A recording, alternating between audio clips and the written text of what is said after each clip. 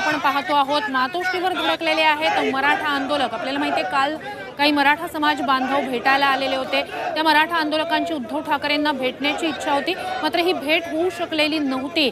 उद्धव ठाकरे गाडीत बसून या आंदोलकांसमोरून निघून गेलेले होते, मात्र उद्धव ठाकरेंनी भेट न दिल्यानं मराठा समाज बांधव नाराज झालेले होते आणि आता मराठा आंदोलक थेट मातोश्री बाहेर आंदोलन करताना आपण पाहतोय मोठा पोलीस बंदोबस्त ठेवण्यात आलेला आहे, कारण आज मराठा समाज बांधव आंदोलन करतील अशी माहिती आलेली होती आणि त्यानंतर या ठिकाणी संपूर्ण मातोश्रीच्या परिसरात एरवी सुद्धा बंदोबस्त कडक असतो, मात्र आज अधिकची कुमक मागवण्यात आलेली होती। आत्ताची ही आपण दृश्य पाहतोय, मातोश्रीच्या परिसरात हे मराठा समाज बांधव पोहोचलेले आहेत, आंदोलन करत होते।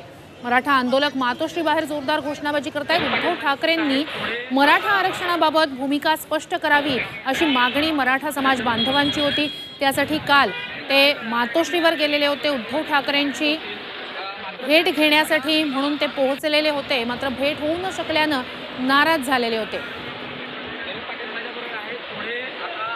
अधिकची माहिती या सगळ्या संदर्भात आपले प्रतिनिधी गोविंद तुपे यांच्याकडून घेऊया। गोविंद, आत्ताचे अपडेट्स नेमके काय? सकल मराठा समाजाचे जे आंदोलक आहेत या ठिकाणी मातोश्रीच्या बाहेर आल्याचं पाहायला मिळतं आहे। मातोश्रीला या ठिकाणी पोलिसांचा वेढा आहे। शरद पवार साहेब यांच्या घरासमोर 12 वाजता प्रत्येक पक्षाच्या, मग ते मुख्यमंत्री असू द्या, उपमुख्यमंत्री असू द्या, सर्व पक्षीय नेत्यांच्या घरासमोर मराठा क्रांती ठोक मोर्चा जाणार आहे। उद्धव ठाकरे यांना कालही तुम्ही भेटण्यासाठी आला होतात, तुम्हाला वेळ मिळाली होती काल, आज का आला आहेत, काय नेमकं? काल आमचे सहकारी आले होते, त्यांना या ठिकाणी उद्धव साहेबांनी भेट नाकारलेली होती, त्यांचा आम्ही आज या ठिकाणी जाहीर निषेध करतो। उद्धव ठाकरेंनी भेट का नाकारली? उद्धव साहेबांना विचारा तुम्ही, उद्धव साहेबांना कोण पदाधिकारी होते? संभाजीनगरचे सकल मराठा समाजाचे आमचे बांधव होते, त्यांना पण काल त्यांनी भेट नाकारलेली आहे। मराठा क्रांती ठोक मोर्चाची मागणी आहे, उद्धव साहेबच नाही, पवार साहेबांच्या पण आम्ही घरी जाणार आहोत। पवार साहेबांना पण आज तुमच्या चॅनलच्या माध्यमातून सांगू इच्छितो तर तुम्ही फक्त या ठिकाणी मराठा समाजाचा आणि मोर्चाचा राजकीय फायद्यासाठी या ठिकाणी उपयोग करून घेऊ नका। मराठा समाजाला ओबीसी मधून आरक्षण याच्यासाठी तुमच्या पक्षाची भूमिका काय ती स्पष्ट करा, नसता येणाऱ्या काळामध्ये मराठा समाज मतदानावर बहिष्कार करेल।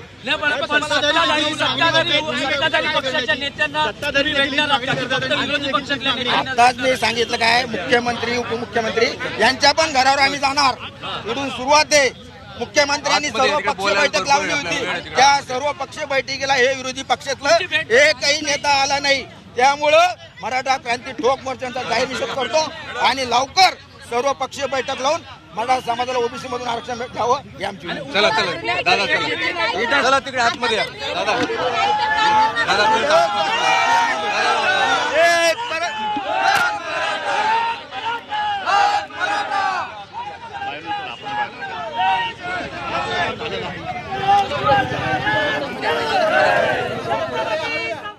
एक मराठा लाख मराठा अशी घोषणाबाजी या मराठा आंदोलकांकडून केली जाते आहे। सर्वपक्षीय बैठकीकडे विरोधक त्या बैठकीत आले नव्हते, विरोधकांनी त्याकडे पाठ फिरवलेली होती, त्याचा निषेध नोंदवत सगळ्याच विरोधी पक्षांनी आपली भूमिका स्पष्ट करावी असं म्हणणं आहे या मराठा आंदोलकांचं। अधिकची माहिती या सगळ्या संदर्भात आपले प्रतिनिधी गोविंद तुपे यांच्याकडून घेऊया। गोविंद, आत्ताचे अपडेट्स काय आहेत नेमके? हे जे आंदोलक जे आहेत ते आक्रमक झाल्याचं पाहायला मिळतं आहे। पोलीस या सर्व आंदोलकांना ताब्यात घेण्याचा प्रयत्न करताना पाहायला मिळत आहे आणि सगळ्यात महत्वाची जी भूमिका आहे या आंदोलकांची, आम्ही उद्धव ठाकरेंच्याच नाही तर इतर जे राजकीय नेते आहेत महाराष्ट्रातले त्या सर्वांच्या घराच्या बाहेर निदर्शनं करू आणि त्यांनी मराठा समाजाच्या आरक्षणाबाबतची आपली भूमिका जाहीर करावी अशी एक मागणी घेऊन हे सगळे मराठा आंदोलक जे आहेत ते या ठिकाणी धडकलेले आहेत। जोरदार घोषणाबाजी सुरू आहे या ठिकाणी मातोश्रीच्या बाहेर। पोलीस या सर्व आंदोलकांना या ठिकाणी कंट्रोल करण्याचा प्रयत्न करत आहेत। पोलिसांची दुसरी एक व्हॅन उभी आहे, ज्या ठिकाणी काही थोड्याच वेळात कदाचित पोलीस या आंदोलकांना ताब्यातही घेतील अशी परिस्थिती आता पाहायला मिळते आहे। आंदोलक जे आहेत ते आता या ठिकाणी जरी मोठ्या संख्येत नसले तर जवळपास 100 ते 150 आंदोलक जे आहेत ते आता या ठिकाणी मातोश्रीच्या बाहेर असल्याचं पाहायला मिळतंय।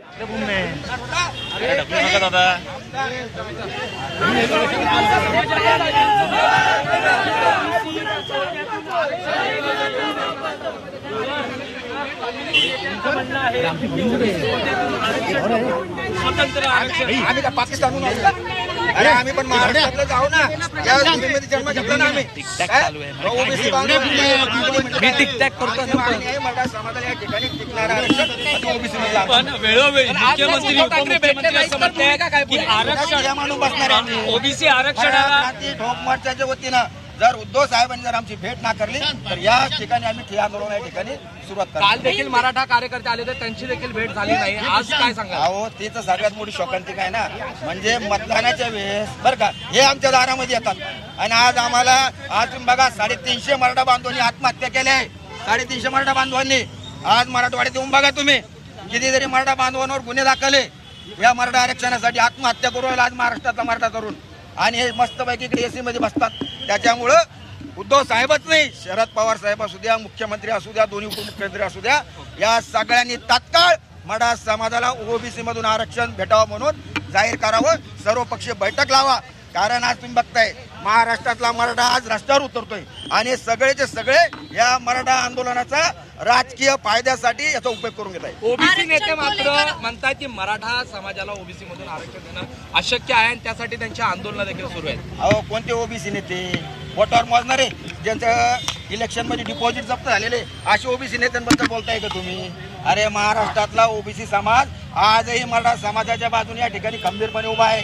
आजही तुम्ही बघा या 2-4 नेत्यांमुळं मराठा समाज आणि ओबीसी बांधवांचं भांडणं लावायचं काम जर कोणी करत असेल तर हे 2-4 ओबीसी नेते करताय. आता या अगोदर देखील तुमची आंदोलन झालेली होती, हे आंदोलन सुरू आहे. आणखीन कुठल्या कुठल्या नेत्यांना भेटणार आहे की उद्धव ठाकरेंपासून सुरुवात आहे? हे उद्धव ठाकरे साहेबांपासून सुरुवात आहे. उद्या आमचं शरद पवार साहेबांच्या घरासमोर आंदोलन आहे. पहिले आम्ही विरोधी पक्ष घेणार आहे कारण मुख्यमंत्र्यांनी सर्वपक्षीय बैठक लावली होती का मराठा समाजाला या ठिकाणी आरक्षण भेटावं म्हणून. सर्वपक्षीय बैठक लावल्यानंतर एकही विरोधी पक्षाचा नेता या ठिकाणी आला म्हणजे यांना या आंदोलनाचा उपयोग फक्त आणि फक्त मतासाठी या ठिकाणी करायचा आहे. त्याच्यामुळे इथून आमची सुरुवात आहे. उद्या शरद पवार साहेब असतील, नंतर नाना पटोले साहेब आहे, नंतर दोन्ही उपमुख्यमंत्री देवेंद्र फडणवीस, सागर बंगला, त्याच्यानंतर अजितदादांचा, नंतर मुख्यमंत्र्यांचा आमचा शेवट त्या ठिकाणी आंदोलनात होणार आहे. हिंदी में जानना चाहेंगे क्या कहेंगे आज आरक्षण के मुद्दे को लेकर आप यहाँ पर आए हुए हो और उद्धव ठाकरे इनकी जो है मीटिंग आपके साथ होने वाली थी, क्या आगे आपको मालूम पड़ा है? मराठा क्रांती ठोक काही त्यांनी बदल केला असला किंवा काही दबाव आणला असला तरी माझ्या मराठ्यांच्या पोराने आम्ही मराठा समाज बाजून उभा राहू. पण मराठ्यांच्या पोरांनी बी समजून घेतलं पाहिजे जात महत्वाची. हा दरेकर बुडबुडा महत्वाचा नाही. हा दरेकर बुडबुडा तेवची तेव डुबणार, बुडबुडाला दिसता नसतो. ते आहेत ते आमच्या मराठ्याचे पोरं चांगलं काम करणारे त्यांना बदनाम करून टाकी. देवेंद्र फडणवीसचं टंबळ वाजीन आणि मग ते एक दिवस शंख हातात घेईन, गुडगुडी हातात घेईन, एक सापाची दुरडी हातात घेईन आणि जे गारोड खेळ मांडीन. हा वाजाला टांगळांग नांगळांग करीन, हे टंबळ वाजून घेईन, तेपलं बी त्या फडणवीसचं बी बस मग शेंगायची तिकडे कवर आहे. पाटील तुम्हाला काल म्हणजे राजू शेट्टी भेटायला आले, बच्चू कडू ही तिकडून प्रतिक्रिया देतात. सध्या तर भेटायला नाही आले पण त्यांची म्हणजे एक जी आपली मागणी आहे मराठ्यांना ओबीसीतूनच आरक्षण पाहिजे याला पाठिंबा आहे का त्यांनी त्यांचा? आता मला काय माहित, ज्या दिवशी ठरल त्या दिवशी होईल ना जाहीर. आपण तर आरक्षण सोडून युती फिवती करीतच नसतो. हा इथं युतीच काय समज सगळ्यांना उतरायचं, सगळ्यांना सत्ता हस्तगत करायची. युती नाही फिवती नाही काय नाही धडक कारभार आहे आपला. धडक मराठी ह्यावेळ काचा कच मतदान करणार आहेत. हा पण आता मराठ्यांनी लक्ष केंद्रित केलंय आणि मराठ्यांनी लक्ष केंद्रित करणं गरजेचं आहे अभियानाकडं. दरेकरनी फुल सुपारी घेतली. आता दरेकरनी फुल सुपारी घेतली. मीडियात बोलत होता तोवर वेगळं होतं, बोलणं चालणं चालू असतं, राजकारणात वार प्रतिवार असतात. पण ज्या अर्थी दरेकर बुडबुडे उभा करायला लागलाय आता मात्र दरेकर फडणवीसांना खाली टेकविल्याशिवाय राहत नाहीत. हा दरेकर पूर्ण फडणवीस साहेबांचं करिअर संपवल्याशिवाय ग बसत नाही. हे फायनल आहे. आणि दरेकर मराठ्यांना खेटायला लागलाय हे फडणवीसांच्या लक्षात नाही. आता मराठ्यांना खेटायला लागलाय, मराठ्यांच्या विरोधात आंदोलन उभा करायला लावायला लागलाय. याच्या अगोदरही त्याने असे चाळे बरेच केलेले. आंदोलन सुरू असताना सुद्धा आपलं सुद्धा इथलं परिणाम सरकारला भोगावं लागणार. मराठ्यांचे लोक फोडून जर तुम्ही अभियान राबवणार असलात मला बदनाम करायचं, मी काय वाईट करतो? मराठ्यांना ओबीसीतून आरक्षण वाईट करतो? पोरांना नोकऱ्या लागल्या नाही, मराठ्यांच्या आरक्षण मिळालं नाही मराठ्यांच्या पोराला, मराठ्यांसाठी काम नाही करत मी. मग दरेकरनी ही बुळबुळ का सुरू केली? हे दरेकर हे मराठ्यांचे पोरं फसवायला लागलाय. फसवायला लागलाय, त्यांना अडचणीत आणायला लागलाय. पण मराठा समाजा अडचणीत आणणं दरेकरांना, भाजपाला आणि देवेंद्र फडणवीसला किती मागात पडते तू नुसतं बघ म्हणा. तू आणि तुझ्या व्यासपीठावर नुसते मराठ्याचे नेते घेऊन बसायचं आणि तो फोडलेले हे मराठ्यांचे लोक घेऊन बसायचे जे राज्यात असतील. सामान्य मराठी सुद्धा आता तर तू एवढं त्या भाजपमधल्या मराठ्यांना सुद्धा आरक्षण लागतंय, ते पोरं मोठे होणार आहेत, त्यासाठी जर तू एवढं उचलून धरायला लागला तर ते मराठी तुमचा भाजपचा माणूस येऊन देत नसतेत. मग